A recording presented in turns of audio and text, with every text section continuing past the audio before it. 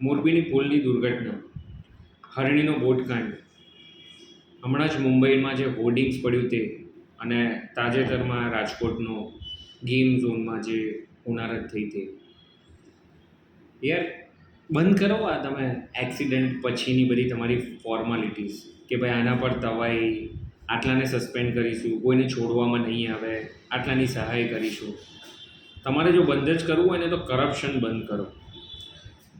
આજે એક નાનો માણસ જ્યારે કોઈ દુકાન લે છે, ઓફિસ લે છે, શોરૂમ લે છે, હોસ્પિટલ ખોલે છે કે ક્લિનિક ખોલે છે, એને 17 જાતની એનઓસી અને પરમિશન સર્ટિફિકેટ્સ લેવા પડતા હોય છે કોર્પોરેશન પાસેથી.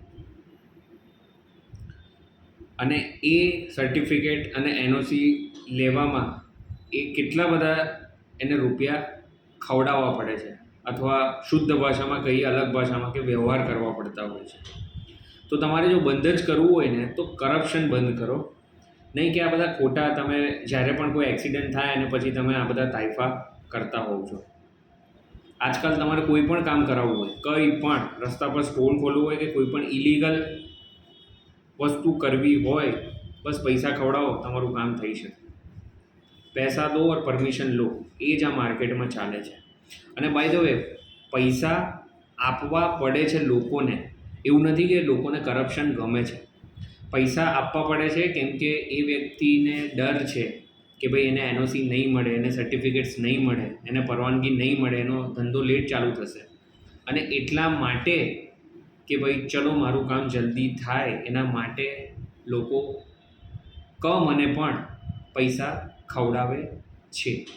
અને એકચ્યુઅલીમાં આ વસ્તુ છેક સુધી બધાને ખબર છે, પણ તેમ છતાં બી જ્યારે પણ આવું કંઈ થાય પછી જ આનો enquiry, back enquiry always start થતી હોય છે.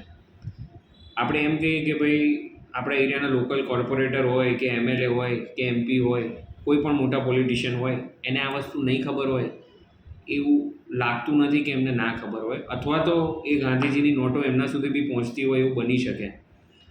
અને ગઈકાલે જ આપણે જે જોયું વિડીયોમાં કે ભાઈ એક મૃતકના ફાધરે એવું સ્ટેટમેન્ટ આપ્યું કે ભાઈ જો પેલા લોકો બેલ મળી જશે તો હું એ લોકોને મારી નાખીશ.